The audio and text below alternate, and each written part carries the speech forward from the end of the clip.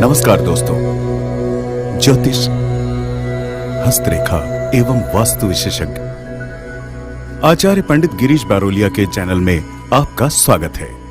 कृपया हमें अपना स्नेह व सहयोग प्रदान करें। हमारे चैनल को सब्सक्राइब करें और बेल आइकॉन को प्रेस करें। साथ ही अपने आत्मीयजनों के साथ इसे अधिक से अधिक शेयर करें। आपका जीवन मंगलमय हो। लाइक करें, शेयर करें। आचार्य पंडित गिरीश बारोलिया, ज्योतिष, हस्तरेखा एवं वास्तु चैनल।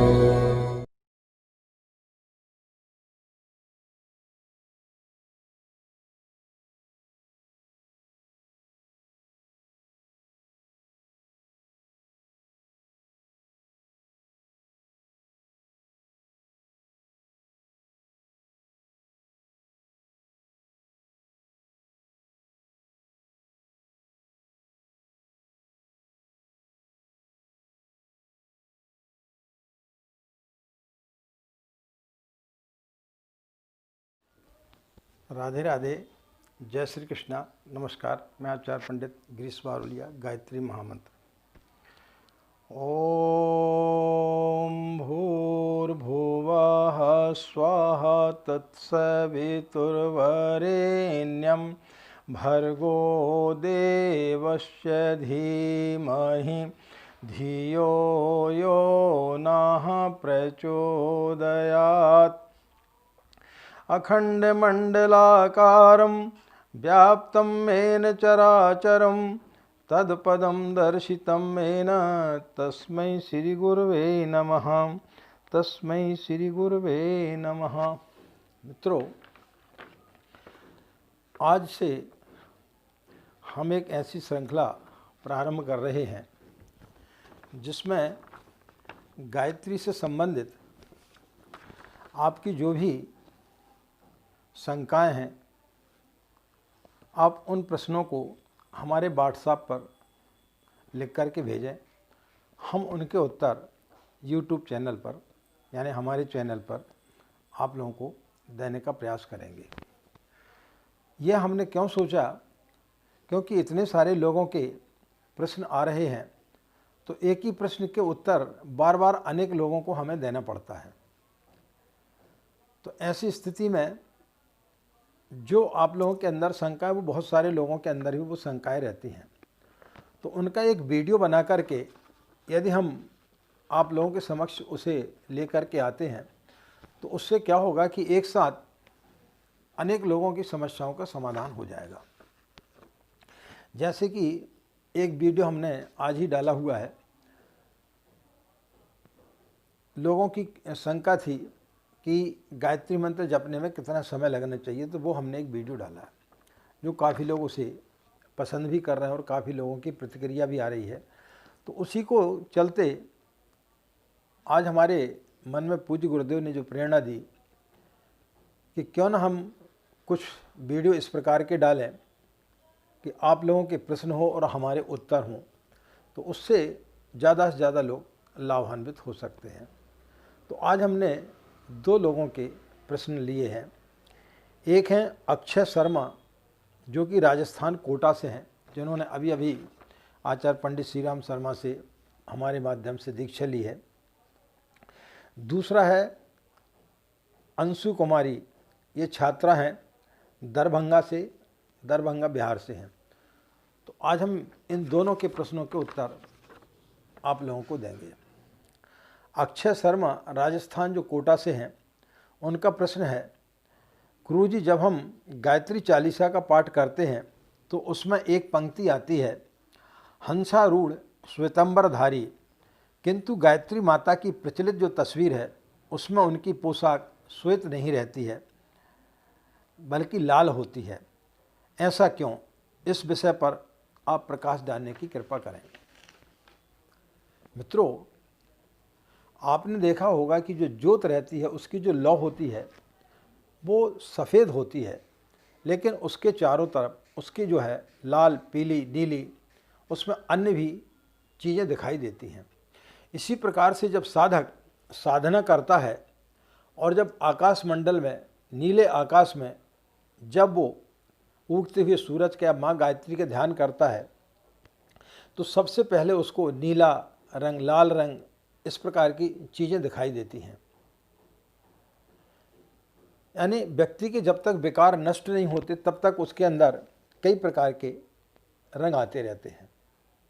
लेकिन जैसे जैसे व्यक्ति की साधना प्रगाढ़ होती है तो फिर उसका जो स्वरूप है वो श्वेत हो जाता है।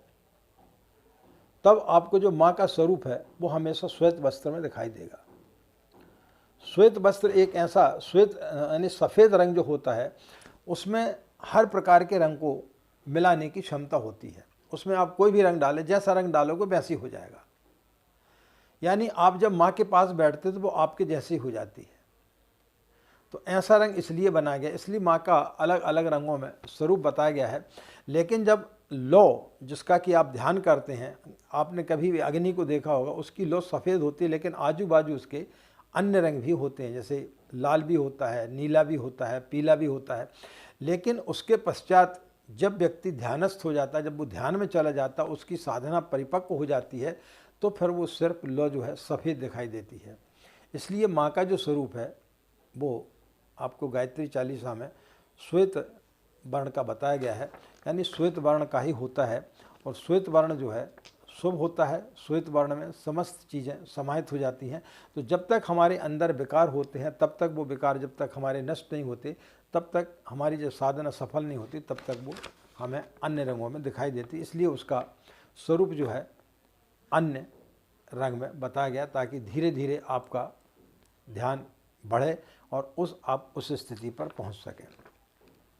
दूसरा जो प्रश्न किए हैं इन्होंने, करीब 7-8 प्रश्न हैं इनके, एक एक प्रश्न का हम उत्तर देते हैं। ये है अंशु कुमारी, ये छात्रा है, 22 वर्ष की उम्र है। प्रातः काल इनका 7 बजे हमारे पास में फ़ोन आया। तो पहले तो हमने उनको समझाया कि बेटे सुबह सुबह किसी को इस प्रकार से 7 बजे 6:30 बजे इस प्रकार से फ़ोन नहीं करना चाहिए। फिर हमने उनसे पूछा कि बोलो क्या बात है। तो उस बच्ची ने कुछ अपनी शंकाएं प्रकट की, तो उनके आज हम आपको उत्तर देंगे। उन्होंने अपनी समस्याएं हमारे व्हाट्सएप पर लिखकर भेजी। आपका गायत्री मंत्र वाला वीडियो हमने आज देखा, जिन्हें सुनकर मन में अच्छा लगा और हमारी इच्छा हुई कि हमें गायत्री मंत्र का जाप करना चाहिए। मैं आपके वीडियो से काफ़ी प्रभावित हुई। चूँकि मैंने गायत्री मंत्र नहीं जपा है, इसलिए मेरे मन में बहुत सारे प्रश्न उठ रहे हैं, जो मुझे लगता है कि मेरे प्रश्नों के उत्तर आपसे बेहतर और कोई नहीं दे सकता। इसलिए गुरुजी आपसे प्रार्थना है कि थोड़ा सा समय निकालकर मेरा उचित मार्गदर्शन करें। इसलिए मैं आपकी बहुत ज़्यादा आभारी रहूँगी। इसलिए मैंने आपको कुछ प्रश्न लिख करके दिए हैं।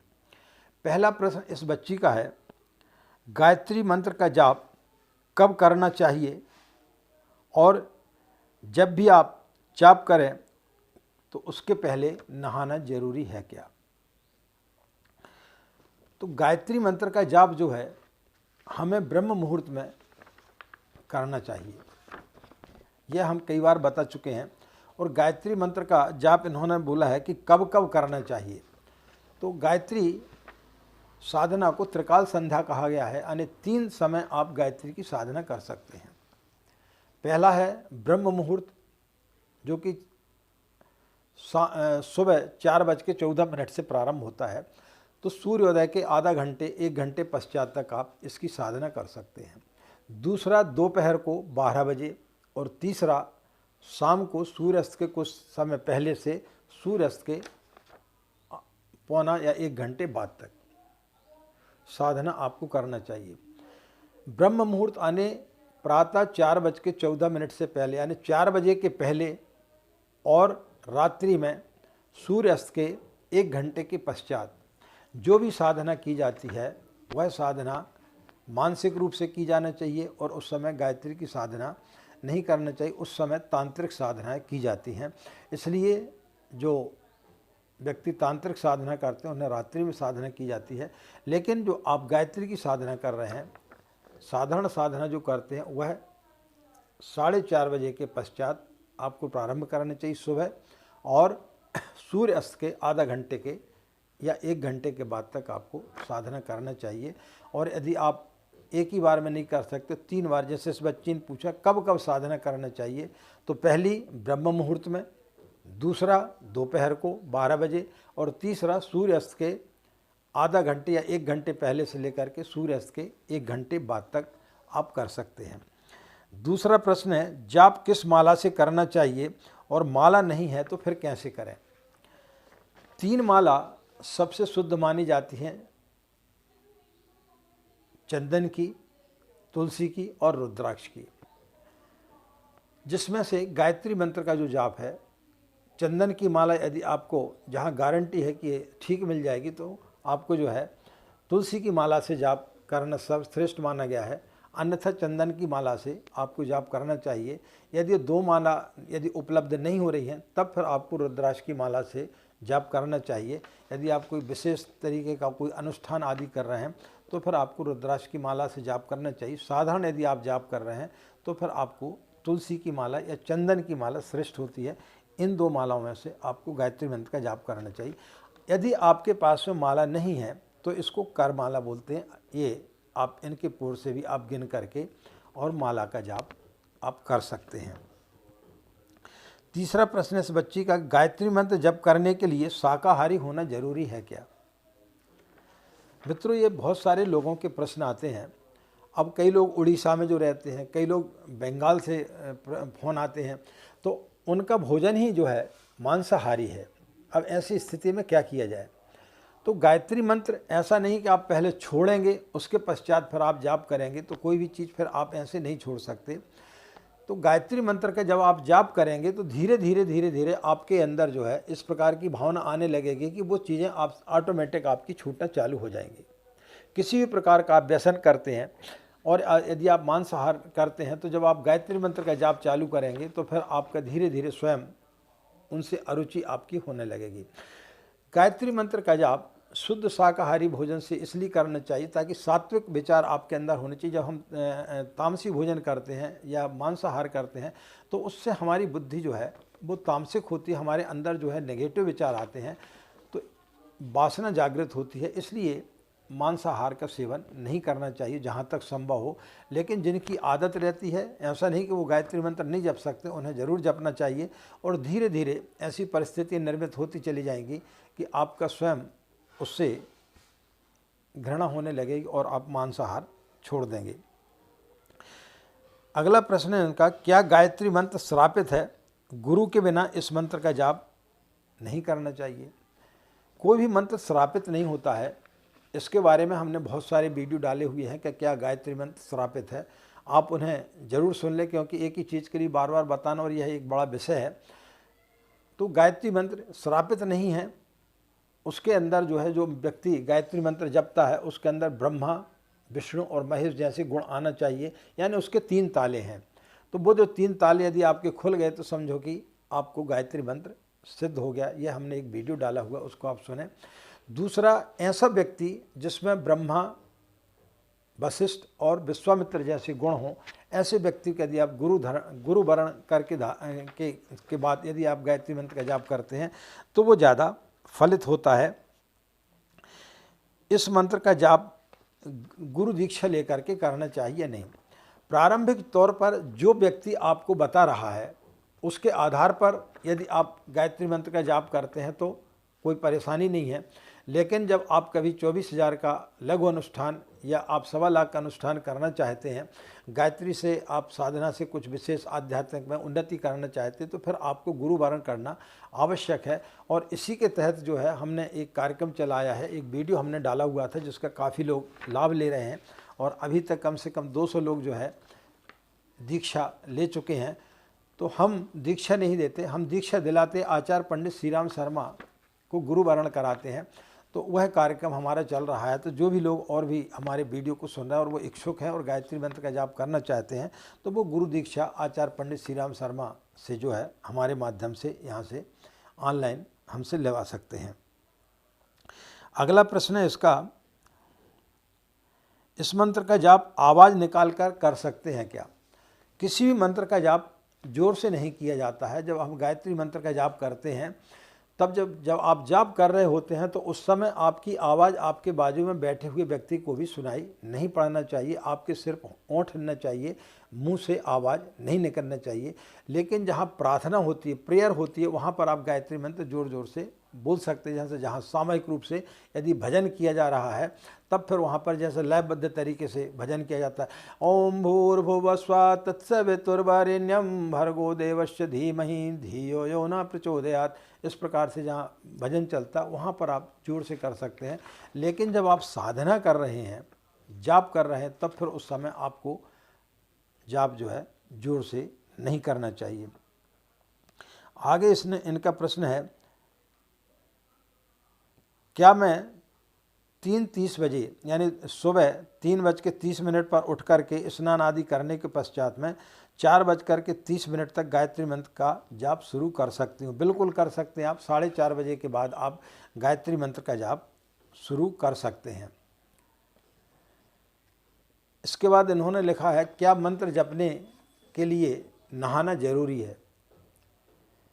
जब व्यक्ति नहाता है तो उसके अंदर एक स्फूर्ति आती है। बगैर नहाए शरीर आपका अपवित्र रहता है, इसलिए नहाना आवश्यक होता है।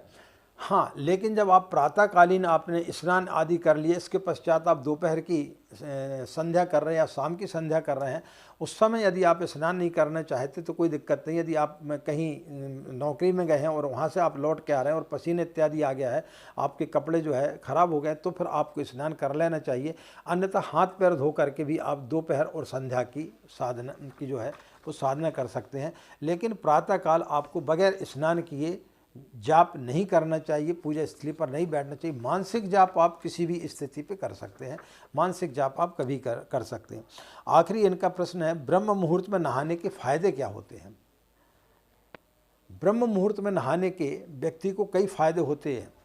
यदि आप औषधि दृष्टि से देखे जाए, यदि आप आयुर्वेद में जाएंगे तो ब्रह्म मुहूर्त में सोकर उठने के अनेक फायदे बताए गए हैं। इससे व्यक्ति का शरीर स्वस्थ होता है। और ब्रह्म मुहूर्त में जब हम सो कर के उठते हैं तो हमारे अंदर पॉजिटिव विचार आते हैं, नेगेटिव विचार नहीं रहते हैं। और उस समय ऐसा माना जाता है कि जल में जो है समस्त देव शक्तियों का उस समय वास होता है। तो प्रातःकाल ब्रह्म मुहूर्त में जब हम सो कर के उठते हैं तो उस समय स्नान करने से कई फायदे होते हैं। आपका शारीरिक स्वास्थ्य ठीक रहता है, आपके अंदर एक एनर्जी आती है, आपके अंदर स्फूर्ति आती है, आलस्य आपके अंदर से दूर हो जाता है। किसी भी प्रकार की कोई भी ब्लड प्रेशर या अन्य आपके अंदर की कोई शिकायत होती है तो वो दूर होती है। तो ब्रह्म मुहूर्त में नहाने के बहुत सारे फायदे हैं।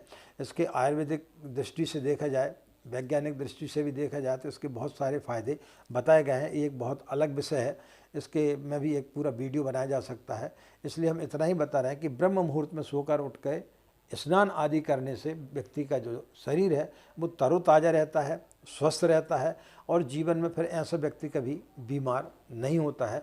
तो ब्रह्म मुहूर्त में जो व्यक्ति सो कर के उठता है उसे कभी किसी प्रकार की कोई भी परेशानियां जीवन में, शारीरिक कष्ट ज़्यादातर नहीं आते हैं।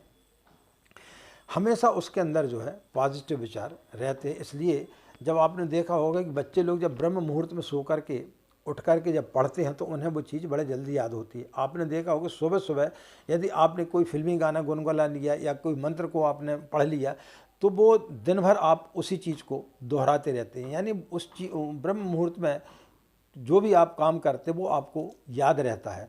इसलिए ब्रह्म मुहूर्त में की हुई साधना का फल ज़्यादा माना गया है। तो मित्रों, आज हमने 2 लोगों के प्रश्नों के उत्तर दिए और इस श्रृंखला को हम और आगे बढ़ाएंगे। जो भी आपकी समस्याएं हों, जो भी आपके मन में यदि किसी प्रकार की कोई शंका हो तो आप हमारे व्हाट्सएप पर मैसेज करके पूछ सकते हैं। जो भी बन सकेगा, जितनी हमारी बुद्धि सामर्थ्य है, हम उन प्रश्नों का उत्तर देने का प्रयास करेंगे। आशा है यह श्रृंखला आप लोगों के लिए पसंद आएगी।